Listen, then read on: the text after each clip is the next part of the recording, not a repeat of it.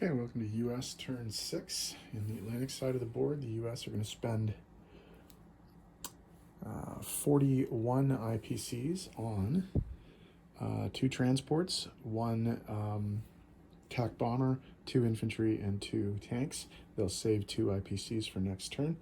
The Chinese have 3 IPCs to spend, and they can spend it, but they're going to hang on to it this turn and not put any more men on the board quite yet.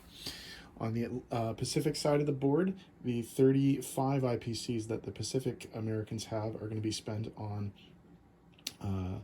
a cruiser for 9. Remember, they get the discount. 2 destroyers for 7 each, and then a fighter. So that's 9 and 14 is 23, 33. They'll save 2 IPCs as well for next turn. They will be declaring some attacks this round in the Atlantic. They're going to be coming into both Spain and Gibraltar. The Gibraltar landing will be a single mechanized infantry, and it will be unopposed. The Spain landings will be 3 transports worth of 3 infantry, 2 artillery, and 1 tank, 2 offshore shots from the cruisers, and all of the planes from the 2 aircraft carriers. In addition,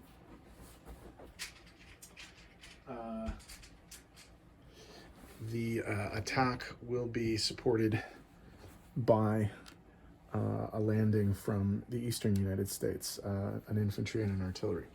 On the Pacific side of the board, there is only 1 attack, and it will be in Sea Zone 16, and the Japanese destroyer there will be attacked using the planes from the 2 carriers in Sea Zone 26. So that is the only attack on the Pacific side of the board. Obviously nothing for the Chinese to do because they have no troops on the board. Okay, let's get rolling some dice.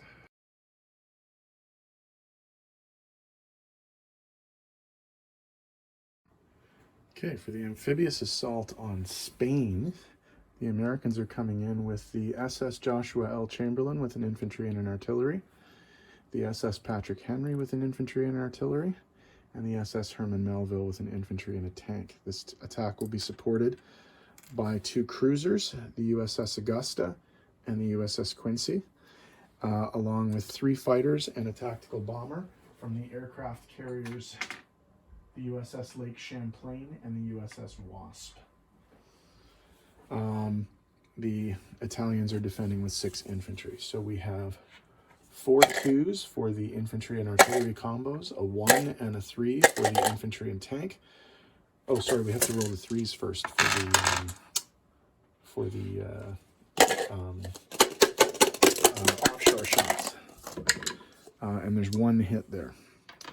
So one of these guys is going to be killed before he gets a chance to defend. Okay, so 4 2s, a 1 and a 3, 3 3s for the fighters, and a 4 for the tank. 4 hits, so that's all but 1 of the infantry. The Italians shoot back. 1 hit. 1 hit. So the Americans will lose an infantry, obviously. Okay. 3 hits, they only need 1, so the territory will be taken. And the Italians defend and miss. So Spain is taken with only 1 American casualty. I thought that attack was looking a little light. There is actually another transport that was there. The SS Joseph Kerrigan was bringing in infantry and an artillery from the eastern United States. I won't re-roll the battle because I think the results would probably be about the same thing, but there is an additional infantry and artillery in Spain now.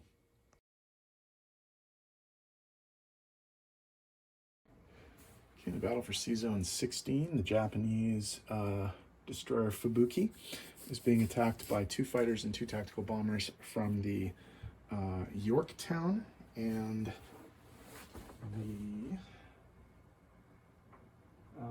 Hancock American carriers. So 2 3s and 2 4s. 3 hits. So the destroyer is very dead, but it takes a plane with it. So we will lose a tactical bomber, actually, instead of a fighter, because we need the defense.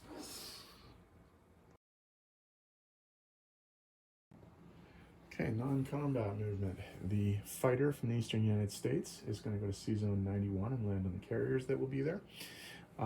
The destroyer and submarine in C-Zone 101 are going to go to C-Zone 91, as are the two carriers and the destroyer from C-Zone 87. All of the planes that participated in the Spain assault will land in C-Zone 91 on the carriers as well. Over in the Pacific, the movement is relatively straightforward. The three remaining fighters from C-Zone 16 will land back on the two carriers. A fourth plane will join them on the carrier from the western United States. One infantry and one artillery will load up on a transport in C-Zone 10 and drop off in Hawaii in C-Zone 26. The infantry in BC will move down to the western United States, and the two mechanized infantry from the western United States will go over to the eastern United States. So I'll tidy up the board and I'll be back with placement and money.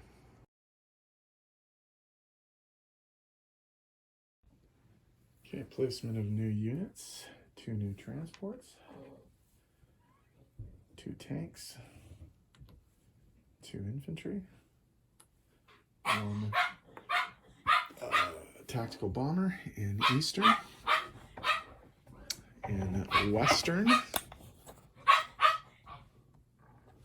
we have a new fighter. We have 2 new destroyers and a new cruiser.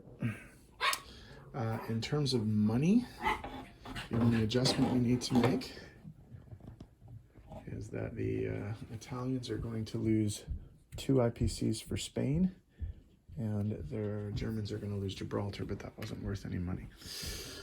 So 2 IPCs on the board here. US goes up 36 to 38, and the Italians go down 2 from 17 to 15. Okay, in terms of money for the Americans and the Chinese, this is what we're dealing with, if we can fit all that in. Okay, so the Chinese had 3 last round. They're collecting 3 this round, so they're going to have 6 IPCs to spend, presuming they actually have any territories left next turn. On the Pacific side of the board, the Americans collect 15. They saved 2 from last time, and they have 4 bonuses. A 5 IPC bonus for controlling the western U.S., the 5 IPC bonus for controlling Alaska, the Aleutians, Hawaii, Johnston, and Line Islands, and a 1 IPC bonus for controlling Mexico. They also have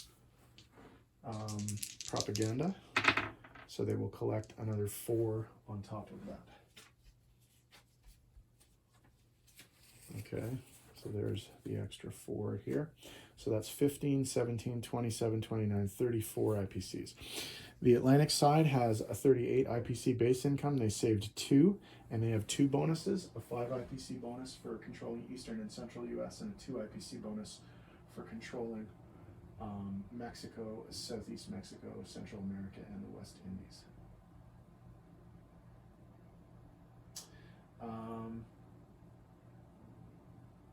Okay, I think that's it for this turn. So the Italians are going to be up next.